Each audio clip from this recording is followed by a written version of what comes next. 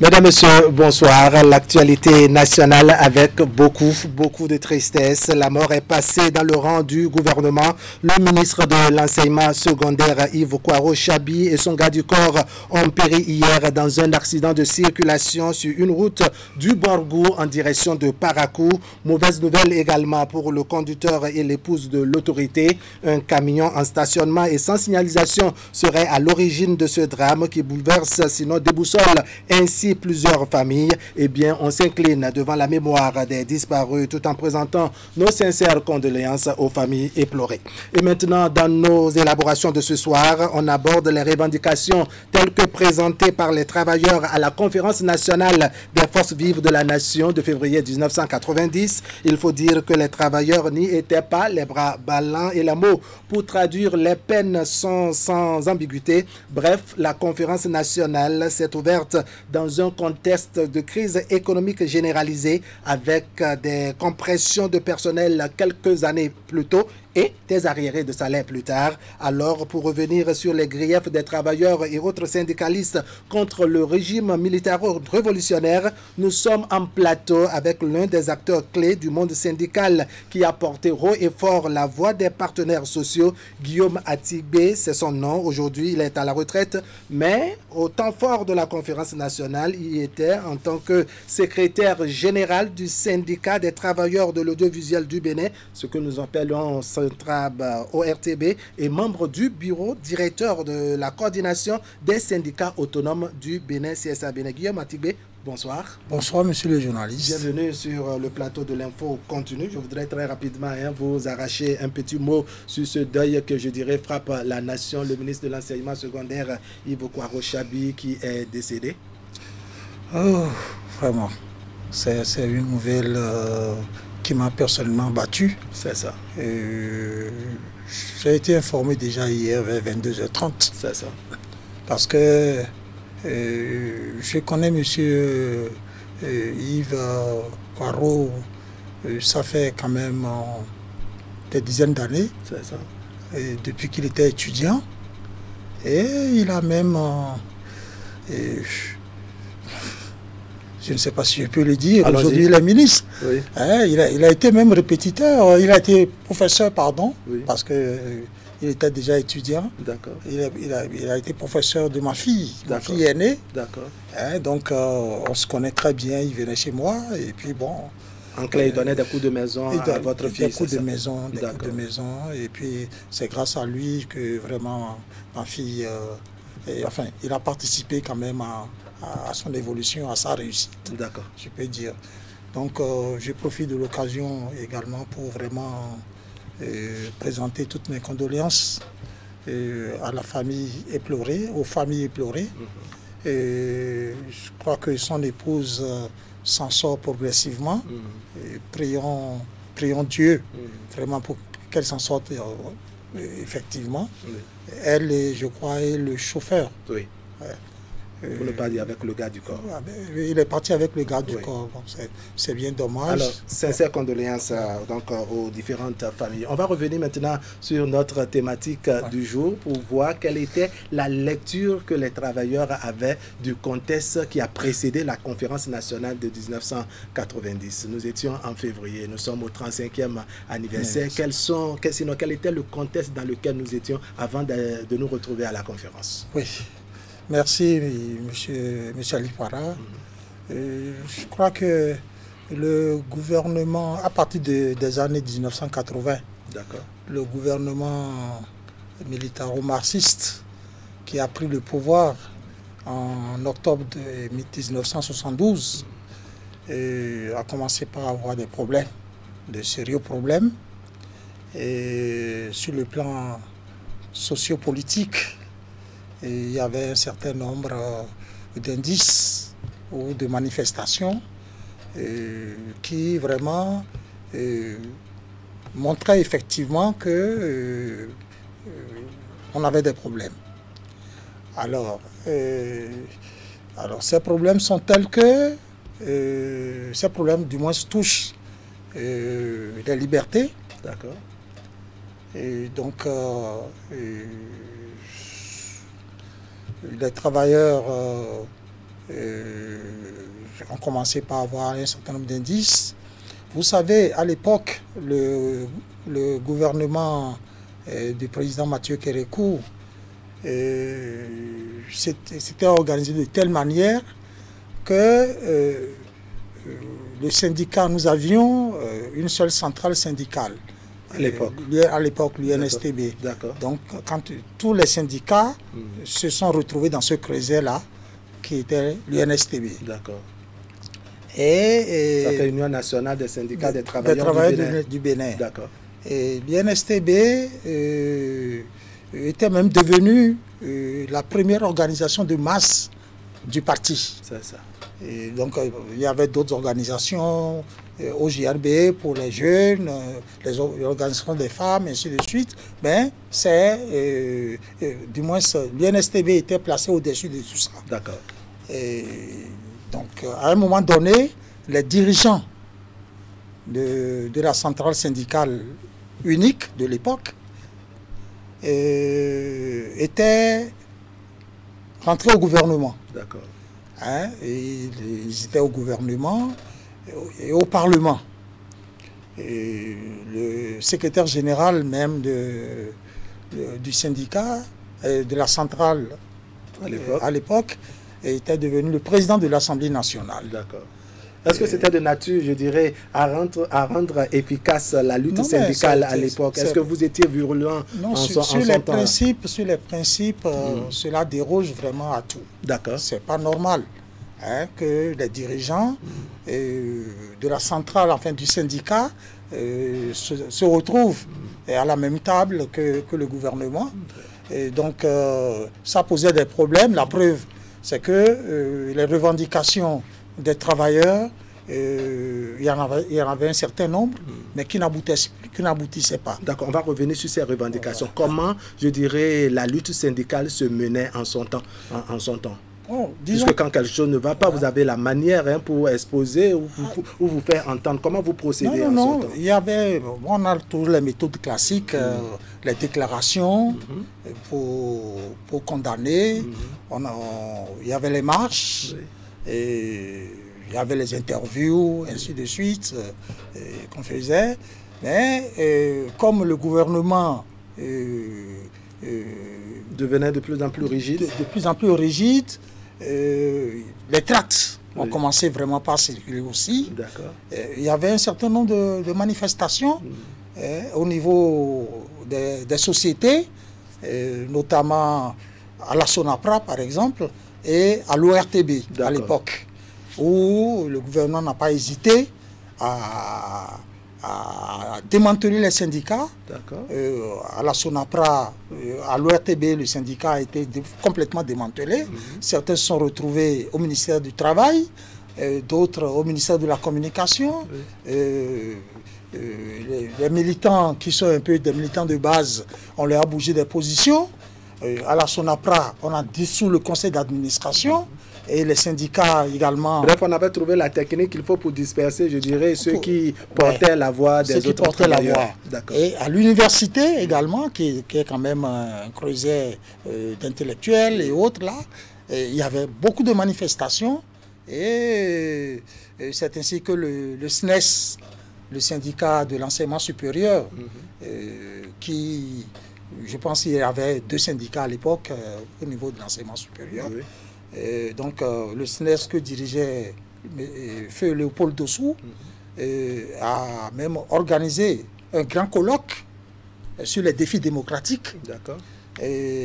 Colloque auquel on a invité toutes les forces, les syndicats, le clergé, et ainsi de suite. Donc, on s'est tous retrouvés là.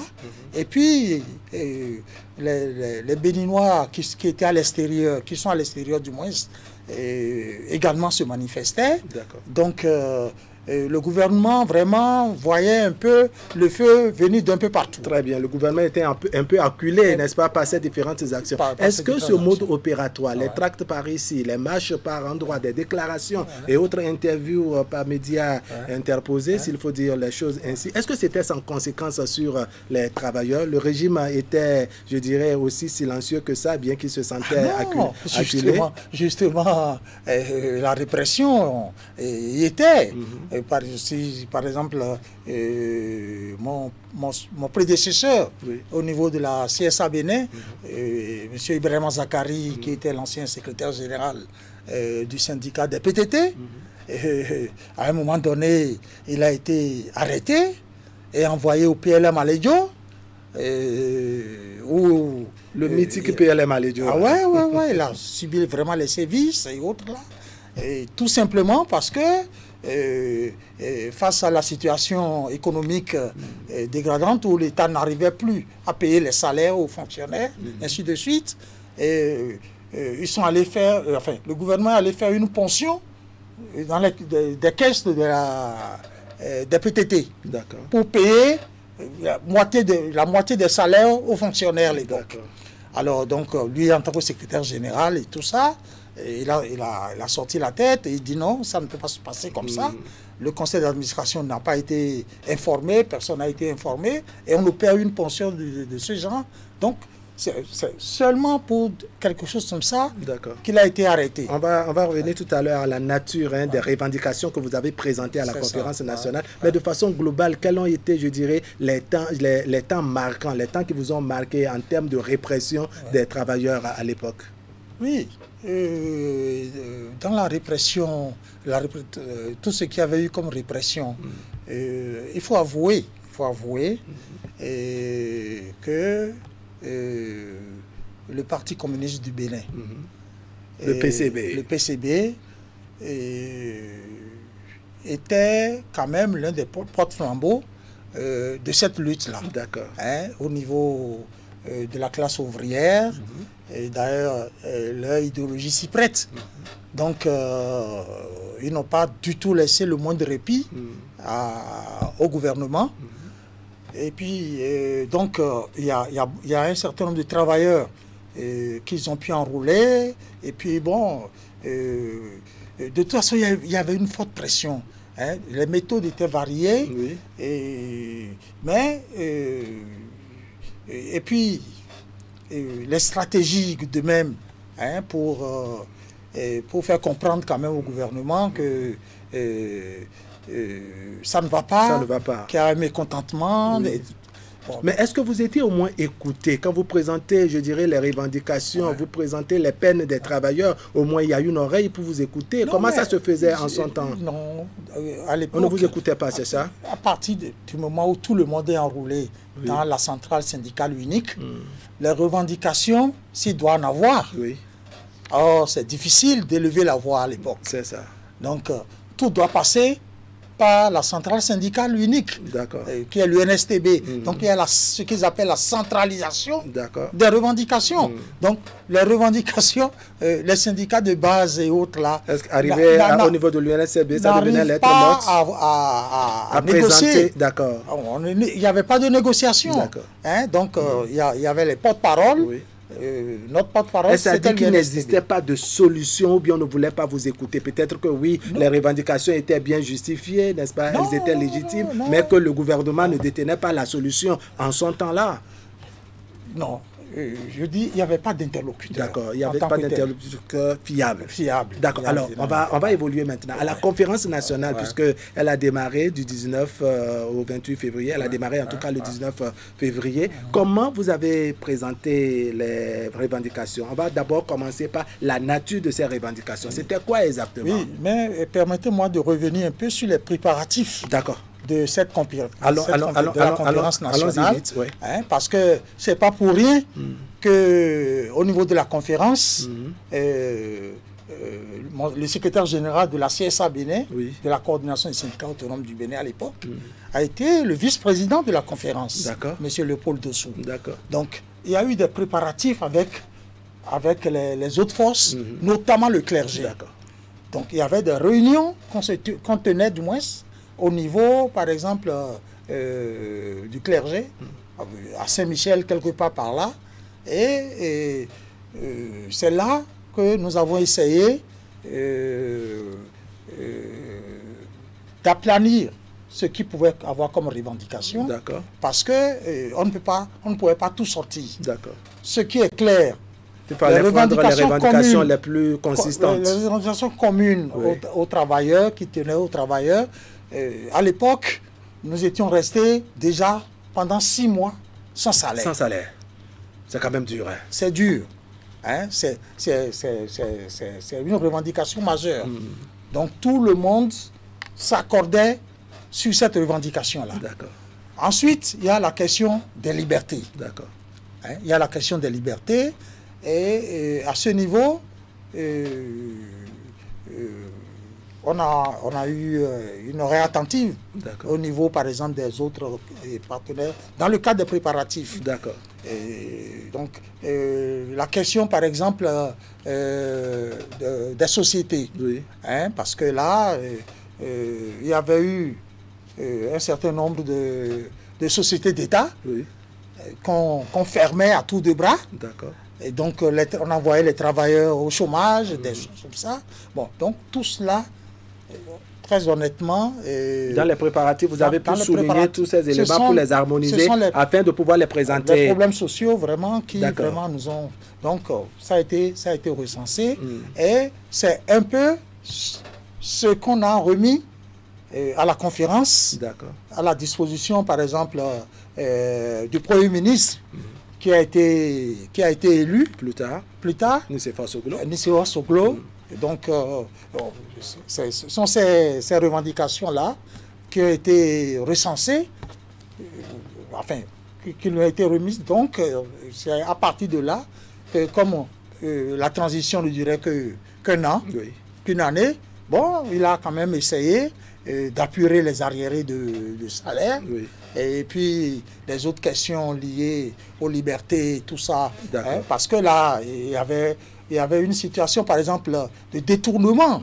Hein, alors, est-ce que à la conférence, le problème a été clairement posé, les revendications ont clairement été posées, ou bien vous avez juste recensé, comme vous venez de le dire, et transmis tout simplement au Premier ministre? On n'est pas rentré dans ces détails, parce que la conférence s'est penchée sur les grandes lignes. Hein? D'abord, il y a un système politique qui est installé, dont on n'en voulait plus. Donc le marxisme-léninisme, il faut finir avec. Donc, un changement donc de régime. Donc ça a été vraiment un point important. Il faut instaurer la démocratie. Les droits de l'homme doivent être respectés désormais. Il faut la bonne gouvernance. Alors, on va observer un petit rideau, n'est-ce pas, feuilleter quelques pages de l'histoire toujours à travers la presse écrite. Le travail de nos confrères de la presse écrite à l'époque, c'est donc la revue de presse signée à Siongo Kani à Siongo. Et puis on revient pour suivre avec les points de satisfaction et pourquoi pas d'insatisfaction lors de cette conférence nationale.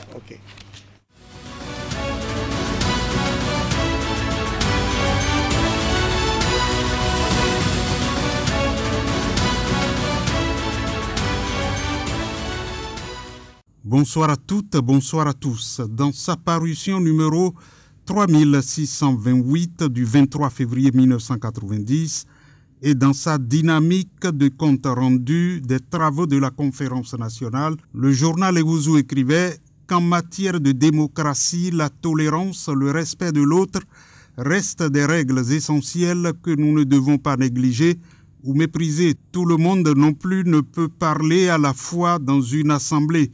Et sous le titre « Les débats de politique générale, haro sur les tares du passé », Ephrem Dossavi Messi mettait l'accent sur la dénonciation des tares au nombre des critiques qui sont nombreuses, soulignait-il, notant la corruption érigée en système du gouvernement, le tribalisme, le régionalisme, l'arbitraire, toute tare reprochée au régime dit de démission nationale, la violation de l'homme, la confiscation des libertés publiques, le marasme économique, la gabégie et la politique.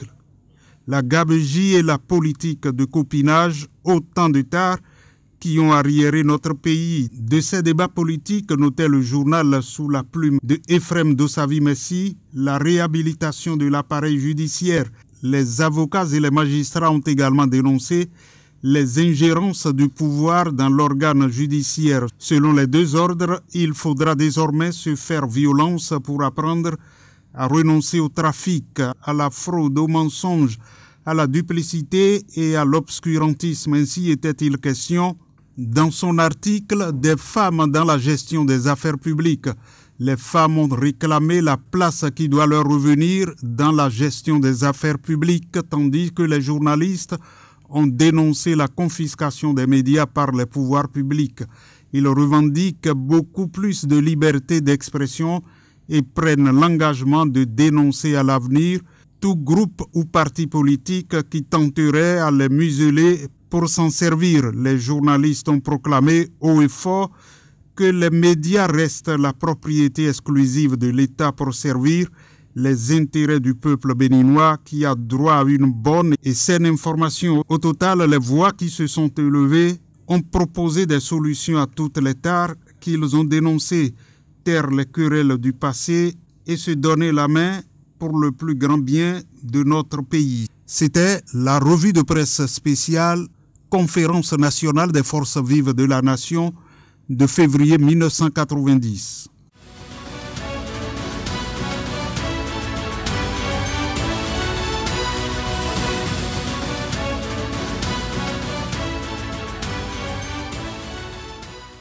Allez, comment dire, conférence nationale de février 90, assortie donc de cette revue de presse que nous présente Asiongon Kagny Asiongon, revue de presse spéciale. Je reviens avec vous, Monsieur Atigbe. Vous étiez là, comme on l'a dit, en tant que représentant des travailleurs, un peu de mots. Qu'est-ce qui a été fait au niveau de l'audiovisuel, puisque vous représentez le syndicat de l'OETB en son temps? Qu'est-ce qui a été présenté comme revendication des travailleurs de l'audiovisuel? Oui. Comme revendication des travailleurs de l'audiovisuel, ce qui vraiment nous tenait, c'était la mise en place d'une institution pour réglementer le paysage audiovisuel. D'accord. Ça n'existait pas. Il n'y Ça avait pas une structure, même si ce n'est pas tel que ça est aujourd'hui. Il n'y avait que le ministère de l'information. Donc, cela nous tenait beaucoup à cœur et nous avons trouvé des doyens, enfin, surtout le doyen Dossa, qui a été le premier président de la RAC. D'accord. Les gens comme Agota, Jean Hualakwe, qui n'est plus là aujourd'hui, ainsi de suite.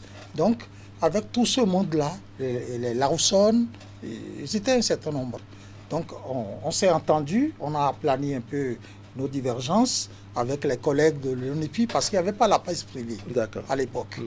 Donc, nous avons suggéré la création de cette institution, ce qui a donné naissance d'abord à une institution qu'on appelait le CNAC, qui est devenue la RAC.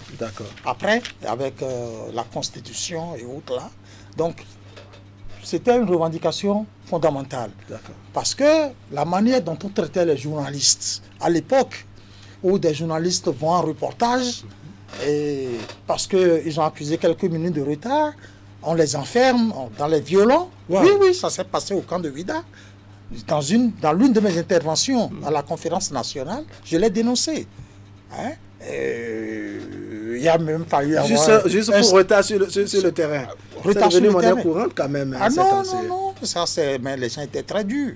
Bon, donc, on déshabille les gens. Il y avait un qui n'avait même pas porté de slip. Et puis, bon, il s'est retrouvé comme ça. Il a dit, j'ai pas de slip, je ne peux pas enlever. Donc, sinon, on mettait tout le monde au violon. Alors, ces genres de situation étaient monnaie courante.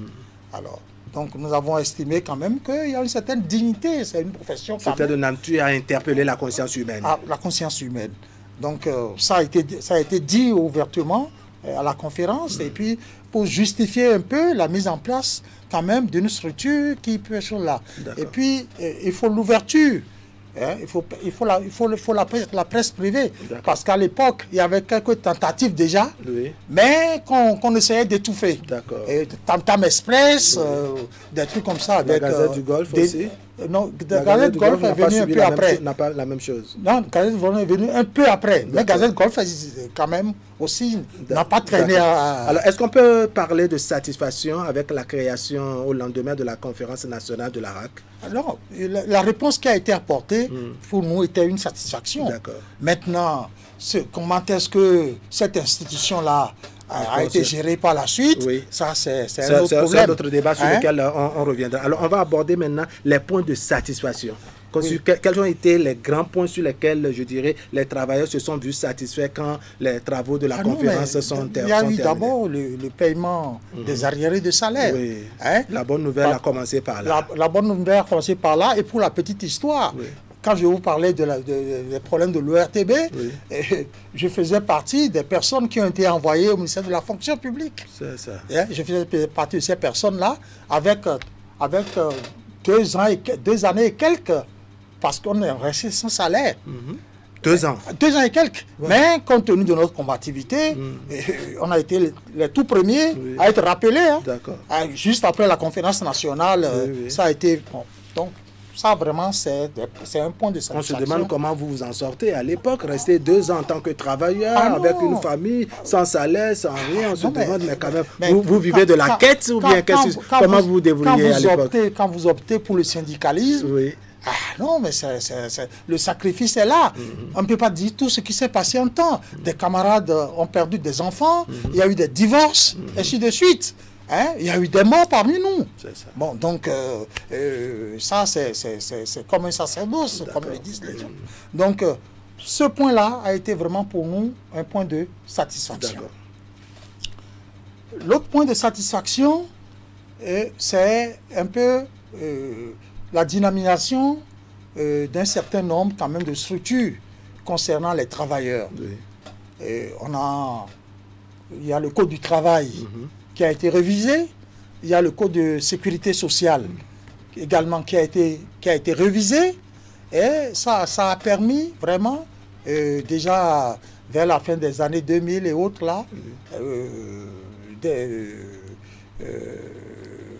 enfin, ça a permis aux travailleurs d'intégrer des structures dans lesquelles ils étaient vraiment absents. D'accord. Alors, quels ont été les points d'insatisfaction qui constituent pour vous, je dirais, un regret ou bien un goût d'inachevé à l'heure où nous parlons? En tout cas, après les travaux de la conférence nationale, des points que vous estimez que vraiment c'est marquant et qu'on n'a pas pris ça en compte. Je pense que des points d'insatisfaction, il y en a. D'accord. C'est quoi rapidement? Il y en a certainement, parce que quand vous voyez un peu le niveau de vie aujourd'hui des travailleurs, des ménages, et avec le coût de la vie, tout ça, je pense que les gens vivotent. C'est ça. Hein? C'est vraiment déplorable. Hein? L'allure, par exemple, on louait une chambre à coucher, un salon à l'époque, à 5 000, 7 000 francs. Aujourd'hui, il faut aller à 25 ou 30 000 pour louer un truc. Hein? Au marché. Hein? La cherté de la vie. La cherté de la vie, vraiment, c'est un point important. D'accord. L'autre point, c'est le point concernant les libertés. D'accord. Honnêtement, il y a quelque chose que nous devons nous reprocher nous-mêmes en tant que syndicat. D'accord. Parce que le syndicat est régi par des tests, hein, aussi bien internationaux que nationaux. Donc, il faut observer ces tests-là. Aujourd'hui, la situation qui prévaut au niveau du monde syndical, ou par exemple, la question du droit de grève, par exemple. Je pense que sur cette question, nous l'avons dit à d'autres occasions, le gouvernement a eu raison en réagissant comme il l'a fait. C'est ça. Mais ça ne peut pas être une décision définitive. D'accord. Ça doit être pour une circonstance, de toute façon temporaire. C'est ce que nous appelons dans le jargon du Bureau international du travail, une mesure conservatoire. D'accord. Une mesure pour briser un élan, et puis après, instaurer le dialogue, instaurer le dialogue, et puis chercher les solutions qu'il faut, ainsi de suite. D'accord. Je pense que la question des libertés, la question de grève, tel que ça se passe aujourd'hui, ce n'est pas bien et ça n'honore pas notre pays. Parce que nous avons pris des engagements que nous violons. D'accord. Ce n'est pas normal. D'accord. Il faut revoir ça. Alors, ça m'amène à baisser le rideau avec votre lecture de la lutte syndicale aujourd'hui. C'est vrai, vous soulignez les différentes mesures et autres réformes qui sont passées par là, qui réduisent considérablement le droit de grève des travailleurs et autres. La façon dont le syndicalisme se fait aujourd'hui, la lutte syndicale se fait aujourd'hui au Bénin, quelle est votre appréciation, je dirais, de façon croisée par rapport aux réalités de votre temps? Et ce serait votre mot de conclusion. Merci.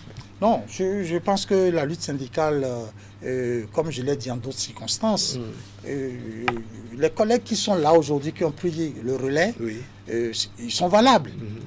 Ils sont valables, ils sont préparés pour. Mais je pense quand même que ce qui manque, c'est qu'on a l'impression qu'ils ne connaissent pas leurs partenaires. Ou la personne, ou entre griffes, leur adversaire. D'accord. Parce qu'après, ils sont des partenaires. Ils sont des partenaires. Les partenaires sociaux et le gouvernement. Les partenaires sociaux, tout ça. Je pense que, tel que le gouvernement du président Talon agit, ce n'est pas la réponse. Ce n'est pas la réponse qu'il faut. D'accord, sans forcément vouloir vous amener à donner leçon à la nouvelle classe. Quelle aurait été selon vous la méthode qu'il faut en réponse à celui qu'on a en face? Non, la méthode qu'il faut, c'est c'est l'anticipation. C'est ça. Les collègues